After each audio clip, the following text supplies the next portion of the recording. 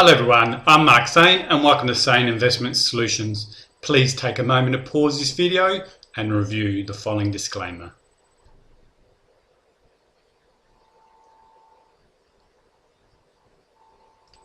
Thank you for that. Welcome to week 8 of the Forex market review.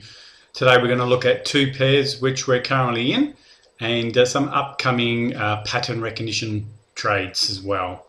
The market's not really showing too many signs of which way it wants to go at the moment, but we do have some upcoming news, so we're going to take a look at the news as well via Daily FX. Let's jump straight to those news. So here we are at the Daily FX. So if you want to know what's coming up, it's a good idea to go visit www.dailyfx.com and then go to the calendar selection and look at economic calendar. When you're in there, the first thing you really generally want to do is click on your local GMT time. So we're going to scroll down and do it for GMT plus 10 here in Australia. And then go ahead and filter on whatever you don't want to see. In this case, I want to see pretty much all the news for every country, but I'm just going to look at the high importance news at this stage. I'll then go ahead and click on the weekly view, and this will give me the news starting from Monday through to Saturday. Once this you've got your news, what you want to do is then determine where you may need to consider bringing stops to break even, or where you might want to tighten stop loss and things like that, just based on what news could affect the direction of the market. So at the moment, most of the time Mondays are pretty quiet, and then we start seeing some news. So if you're in the pound, there's a high importance pound news coming out by Governor Mark Carney, and so when he speaks, it's going to move the market. So depending which way you're going and what you're expecting from the news will determine what you should be doing with your trade. For myself, we've got a couple pairs with the USD. So here I can see the FOMC minutes meeting coming out. So at 5 AM on Thursday morning, Australian GMT plus 10 time, it's going to have a bit of an impact there. So I'm likely going to be still asleep at that time. So I definitely want to be looking at maybe tightening my stop losses or maybe tightening a take profit, or even exiting before I go to bed if I'm close to my take profit areas. So definitely use the Daily FX for all your news announcements. So currently, as you can see, we're in the New Zealand USD. So here we started looking at this one. We wanted to sell the market. So what we wanted to see, we want to see the market push down, hit this 200 EMA line, push back up again. And then we want to look for a selling opportunity. So as it stepped down, we can see this large AO here, and then pulled back. This pullback wasn't enough for an original entry at that level, and then it pushed back lower, and it showed its divergence. So what I then did, instead of taking on the 1 hour, I then waited for the pullback to the 0 line on the 4-hour chart. And when I saw that, I then dropped down to the 1 hour chart and looked for a selling opportunity. And right there, when it broke through the 200 EMA line on the 1 hour chart, and then came back and just retested it again, I looked at selling the market. And you want to put your stop losses just above these highs. So if you had a really tight stop loss of about 50 pips, you almost made your 1 for 2. It's only down about 80 pips. So I'm still chasing it for a little bit more. I want to go a little bit lower down here. But as you can see, is my original stop loss was up here. I've now brought that to break even or just below break even, so I can take a couple pips off the market to cover any swap fees, because as I'm holding this position short, it's costing me a lot of money because the New Zealand interest rate is quite high versus the US dollar. So the daily rate of going short is going to cost me a bit. So I want to make sure I take a little bit off the table just to cover some swap and don't come out as a negative. What I'm looking at also is to see if I see any divergence here. I don't have any divergence, so I still think there's one more leg lower, but I will be observing that if it comes up to this 200 EMA line and looks at breaking above it, then I'd probably get out early and take a bit more off the table. What I'm also in is the USD yen. Now here we can see 1 down for 2, up for 3. So it's done a nice decent pullback on the daily chart for wave 4. So if we're going to have a look at that minimum 38.2, which it has, now it could push up and come back down to retest this 200 EMA line. So I'm just playing it a bit conservative, just try to monitor this on a daily basis. You should monitor every day your trades just to see what's happening with them. What we wanted to see, a push up, break through the 4-hour 200 EMA line, push back down again. Then on a 1-hour chart, we wanted to see it find some support, push back higher. This time I decided to enter just before it broke the 200 EMA line. In this case, it continued to fall further. I was very lucky enough to widen my stop loss based on it not closing above the 200 EMA line on the 1-hour chart, and it just missed it, and it's come back and retested again. So what I'm looking at now is just to see if it's going to hold this area. I'm expecting it possibly to pull back lower, maybe to this roughly support area around here, and then it could push back higher.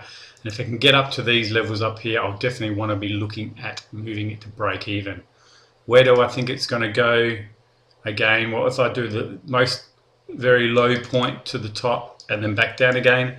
So pretty much what I'm doing is this movement here on the 4-hour chart. We'll call that up for 3, down for 4. It possibly could be a 1 down for 2, going up for 3. But let's assume that. As you can see, my target area is the Fibonacci 100% level. And this is also acts as a big resistance area around here, so that's why my take profits around there. And if it comes up and comes close to retesting this first Fibonacci level, I'm definitely going to bring my stop loss to break even or just above, so I don't lose any money. Aussie USD, we haven't really got an entry short at the moment. We really want to see it push down a lot lower. We can see that on this chart. It looks like it's probably done A, B, C. It's got some divergence, so it's probably going to find some support with a push back higher. So at this stage, I still think it's going to bounce around a little these levels before pushing lower, and maybe the announcements on the news coming out later this week or early next week may drive this either way. But at the moment, I'm still in a pattern trade. This is a cipher pattern, which is from A to B, B to C. And then it goes from C to D, D to E. So the pullback we would like to see, we go from there to here. We want to see the pullback to the 78 to 88.6, which it has. So if you enter the market at the 78, you're going to have your stop losses above these highs. So it still hasn't triggered it, of about 150 pips. And you're going to be looking at getting out down these levels down here. Where do we think it's going to go? What we do is we use our Fibonacci retracement tool, but in the opposite direction for this entire leg here. And we don't just go to that point, we go to the furthest point it's been. First place it could stop is this 38.2, which is going to probably be the daily 200 EMA line. So you definitely want to be getting out some of it or bringing it to break even. You can take half positions, bring your stop loss to break even, and then riding it down there for your 1 for 2 risk to reward. At this stage, this cipher pattern, bearish pattern lower is still in play because our stop losses will be above these levels here. I'm just looking for a bit more of a signal before I get in, but it's very likely I might be able to have a tighter stop loss, and therefore I should be able to maybe make 1 to 3 down to this 61.8 level. The pound yen, we have a Gartley pattern forming, I believe, on the 4-hour chart this time. So you go X to A to B, B to C, C to D. Where do we think it's going to go? using your Fibonacci retracement tool from the highs to the lows of the X to A leg, and the X to A leg is always the first impulsive leg. So in this case, this is the first large move down, which we like to call it the large wave 3 AO. So first big move down, the pullback, and then we want it to come back up to these levels up here. Entering around this DSR zone would be a good level to get in at. Put your stop losses above it, maybe 50-60 pips. And where do we think it's going to go? Again, in the reverse direction. If we believe that's the point where it's going to stop, the first place you want to look at is this 38.2, which will probably have a 200 EMA line move up to it, and then 61.8. So we're probably looking at a maybe 50 pip stop loss, 50-60 pip stop loss, and you definitely can make 200 down to there. So you've got a great risk to reward. If you want to be more conservative, you can probably even put 100 pip stop loss and make your 1 for 2 at this first level. Take half off the table and try to go for 1 for 3.5 down to there with the remaining portion.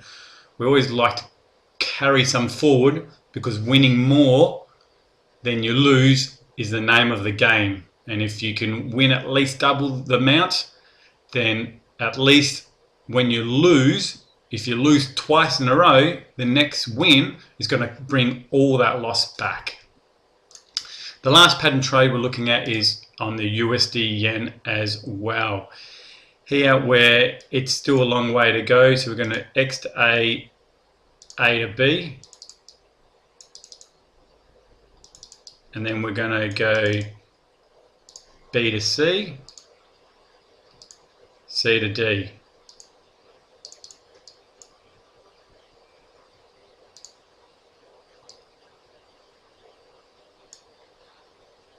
Where do we think it's going to go? Up these levels, somewhere up here, we expect the entry to be.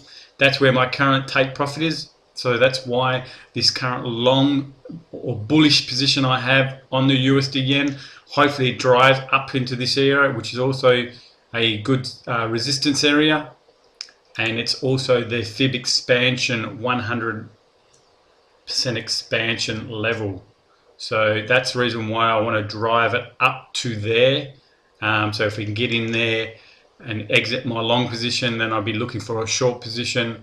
Again, you could probably look at 100 pip stop loss, and you want to be driving it down to the 61.8 and 38.2. Where do we think it's going to go? Let me just put this pattern back in again. Grab your Fibonacci tool. We think it's going to end there, wherever it currently ends. You might enter here, but if it doesn't end up there, that's where you got to draw it. You keep drawing it to where it then starts reversing. But if it reversed there, you'd be getting out there and some positions out there. So that would be a probably 1 to 1.5, and then 1 to 2.5 down to those levels there. So keep that in mind. We always use our Fibonacci retracement and expansion tools to determine where we think the market's going to go, and look at support resistance areas and always make more than you lose. So thank you for that. That was week 8 of the Forex market review. Please assess all your trades based on your own backtesting and your own rules. Stick to them, have your risk to reward very good, and then just minimize those losses. And you don't have to have a very big success rate, 50-60%, and you're going to definitely be making money because you're winning more than you're losing. Use those DSR zones to determine where you should get out. Use horizontal support resistance levels and those fib expansion levels, and they'll give you a good indication of where the market could turn. And watch AO divergence going against you. Here at Sane Investment Solutions, we wish you all the best in your success. Take care. Bye-bye.